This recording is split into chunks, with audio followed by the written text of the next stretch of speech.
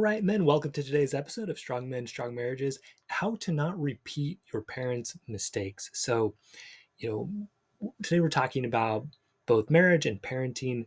A lot of times we find ourselves doing kind of the same things our parents did, even though we don't want to, whether that's in our marriage kind of looks a little bit like our parents, which we don't like, or the way we're parenting, we don't really like that. So today we're talking about how to avoid that. So my name is Mike Fraser, MD. I'm a psychiatrist and marriage coach, and I help high-achieving Christian men have more intimate marriages. So wins from this week from guys in my program, Strong Men, Strong Marriages. Guys are stepping into strength and having conversations they had been avoiding. So this is just such a common thing. Some Christian guys, we tend to be like too nice. We don't have the conversations that need to be had. We're walking on eggshells. So guys are getting out of that. They're having these conversations and creating real intimacy because of it, getting that respect from their wives because they're willing to put themselves out there. Wives are ending the affairs that they're having with other guys and creating more intimacy than they've ever had with their husband. Like, this is giant changes that are happening. It's so cool to see.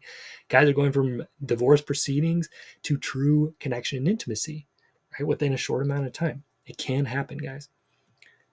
One gentleman shared that he expressed love to his wife for like the first time without that mosquito intention. A lot of times we say, I love you, just because we're hoping to get that I love you back, right? Instead of, I love you, you're amazing, and just wanting to give that instead of, oh, I love you, with that hope to get it back.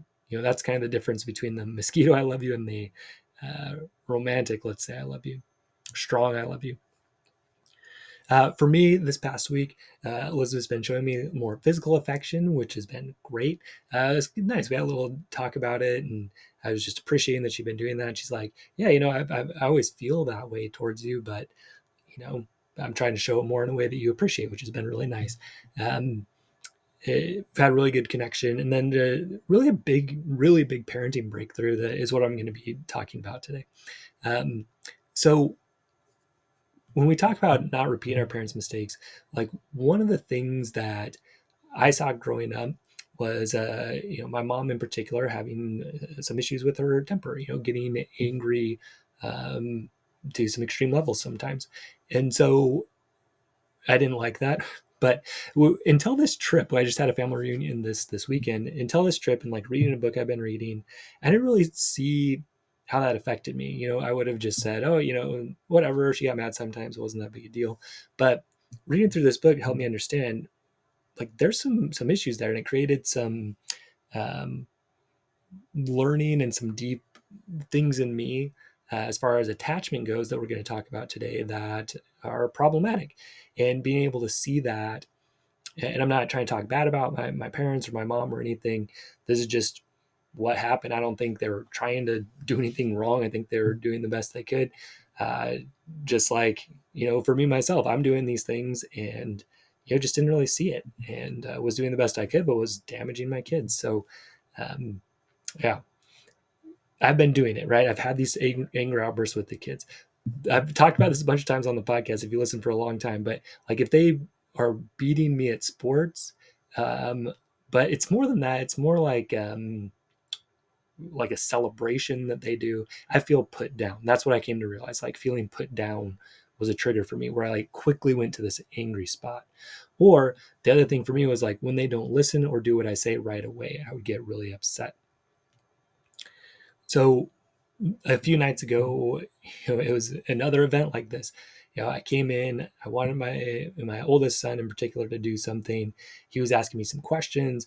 I felt threatened, like I wasn't being listened to. I got upset, and turned into a problem. But later that night, we were able to connect, and my brother was there, and we had a really good conversation. My wife too. Basically, he was able to be vulnerable with me and tell me, hey, like, I don't really feel comfortable talking to you because I'm worried you're going to get angry. And it just impacted me really deeply. He probably told me this before, but I was just finally ready to hear it. Between, again, being around my family, reading this book, him saying that, I was just like I believe God did all that at the same time for me to realize this and really take a step forward as a parent. So I mentioned this book. It's called Parenting from the Inside Out by Daniel Siegel.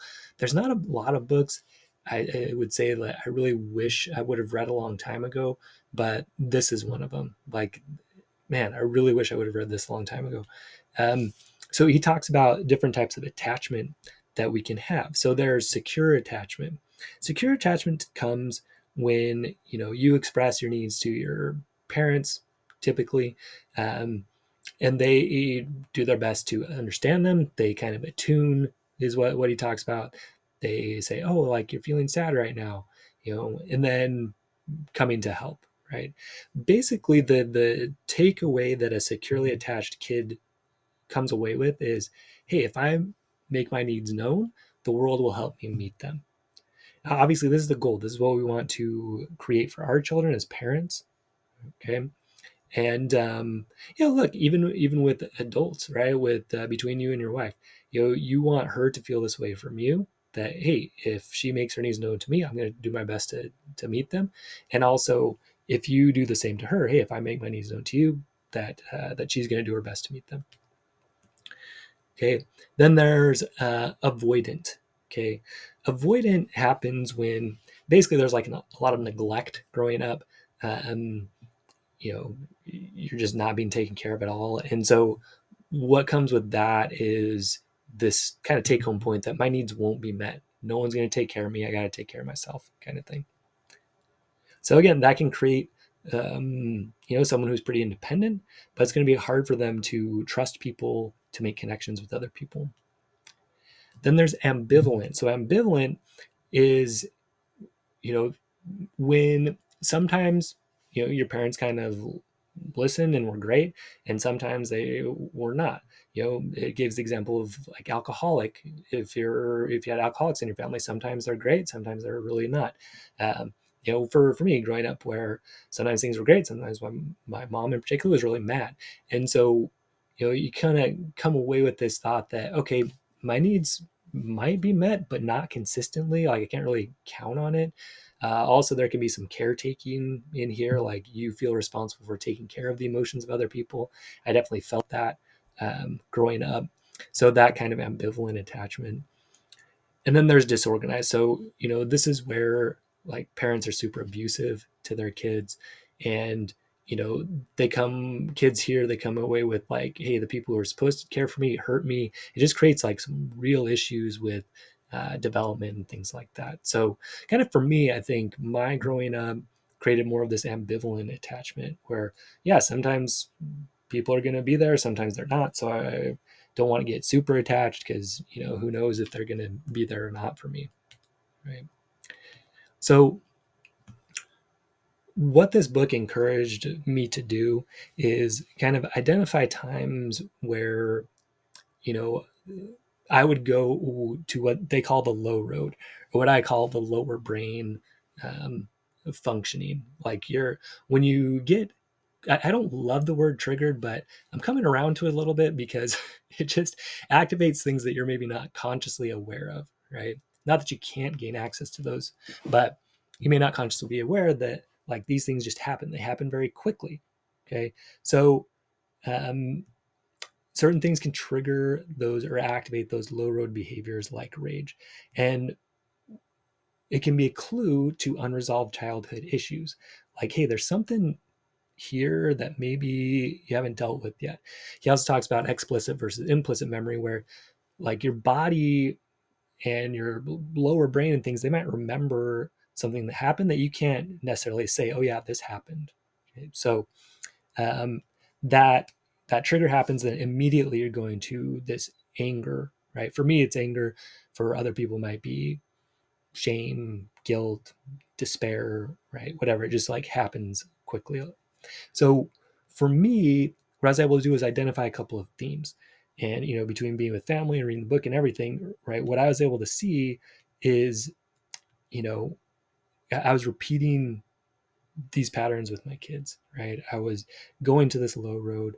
I was creating this situation where they didn't feel heard, where they were afraid of my anger.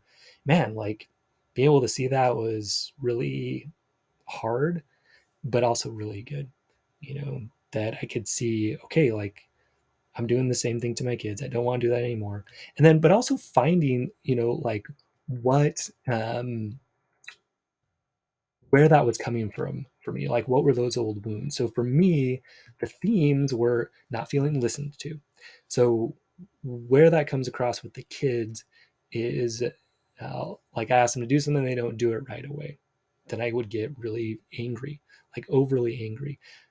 Even if it was something that didn't have to happen right away. But again, I was able to trace it to this. I didn't feel really listened to. And so that activated that anger for me. And then also feeling put down, and especially in sports. So again, my kids probably aren't putting me down, but I'm taking it that way. I'm getting put down. So finding those themes was really powerful.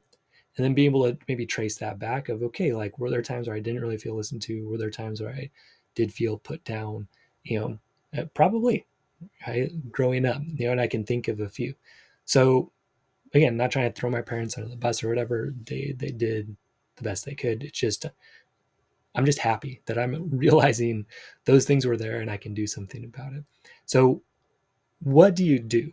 Okay, because just finding, this is why like therapy and stuff sometimes gets a bad rap, because you uncover this stuff. Oh yeah, you get mad because your parents didn't listen to you, or you get mad because your parents put you down, or you get mad because your parents got mad at you sometimes, and then they kind of leave it there.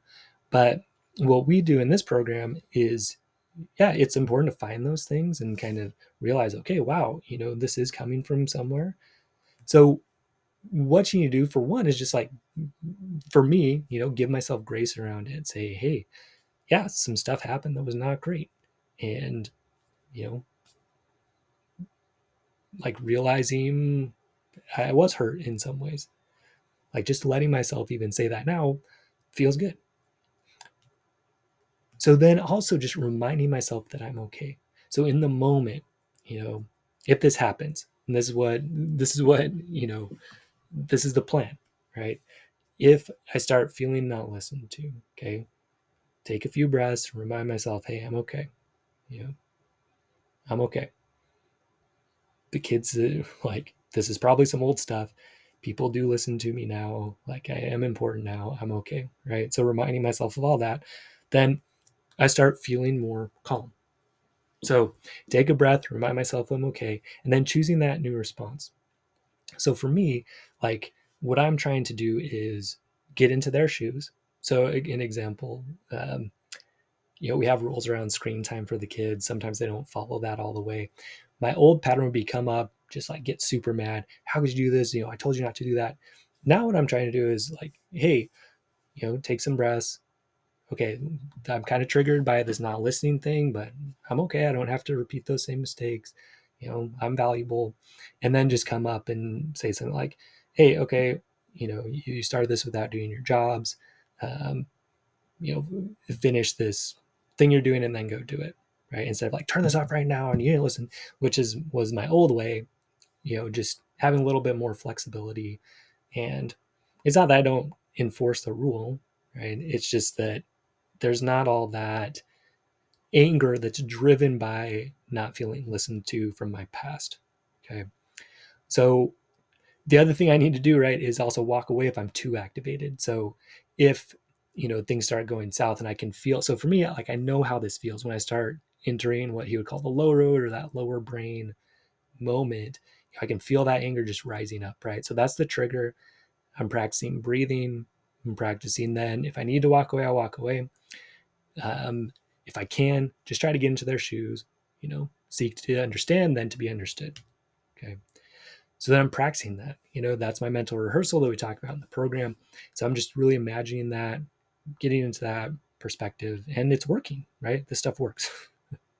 So why does it work? It works because we do the steps we talked about in the program. Step one is identify and eliminate negative, unattractive, or ineffective, or negative, or whatever patterns. So we're talking a little more about parenting today, but this applies to whatever, because like something between my wife and I, like if I'm talking and she's on her phone, even if she's listening, like I start getting that trigger. I'm not being heard. I start getting upset, frustrated, all of that, right? So kind of recognizing that, giving myself grace around that. But again, that's identifying the negative pattern. So then we replace it with positive, attractive ones. So instead of freaking out and getting mad at everybody, right, I'm going to take a few breaths, remind myself I'm okay, try to understand them, and also seek to be understood, ask them to listen to me. They're both important. A lot of guys come into the program, and some of the guys right now are at that transition, which is a good transition where they're getting pretty good at listening, but then they're like, hey, when's it my turn to be understood? Because both are important. You both need to understand other people, and you need to seek to be understood and ask for that understanding. It's important. Stephen Covey calls it psychological air. Like, we all need air. Okay. So again, we identify the negative patterns, we replace them with positive ones, and then we repeat those until you can't get them wrong. We practice them. Because in the moment, if I wasn't practicing these things, right, it would be harder for me to do it in the moment. Like if the kids didn't do their jobs, right, when I asked them to. So this happened this morning. Um, I could freak out and say, how dare you do this? And here's our consequences, right? But instead, take some breaths, remind them, hey, like this needs to be done, assign a consequence if I need to. Remember, I'm okay. This is part of childhood, all that. So practicing it, right? You repeat it until you can't get it wrong. So this is what we do in Strong Men, Strong Marriage. We help you identify your particular negative patterns, okay, with your wife. Maybe that's being mosquito cycle. Maybe that's being angry. Maybe that's shutting down. Maybe that's, turning to pornography, whatever, right? So we identify your negative patterns. We help you replace those with positive, attractive ones. And then we hold you accountable to practice them. So it works, right? People are changing every day, creating great relationships, and you can too. So come over to strongmenstrongmarriages.com, apply to join today. Fill out an application, we'll review it, get back to you with the best next steps. What it's going to do, it's going to help you become that husband and father that you want to be and that God wants you to be by changing those patterns, practicing them, rewiring your brain to become the man that you want to be. Become the man you want to be, the man that God wants to be, and set the example for generations to follow. You can do it. You can stop repeating your parents' mistakes and you can start new. One of the big takeaways that I liked from this book was that it's never too late. Like, some of my kids are older, and it was good news that it's never too late, right? You can still change and create good connections and help them become securely attached and have a great life. So visit strongmenstrongmarriages.com, apply to join today, and we will see you there. Stay strong, men. See you next episode.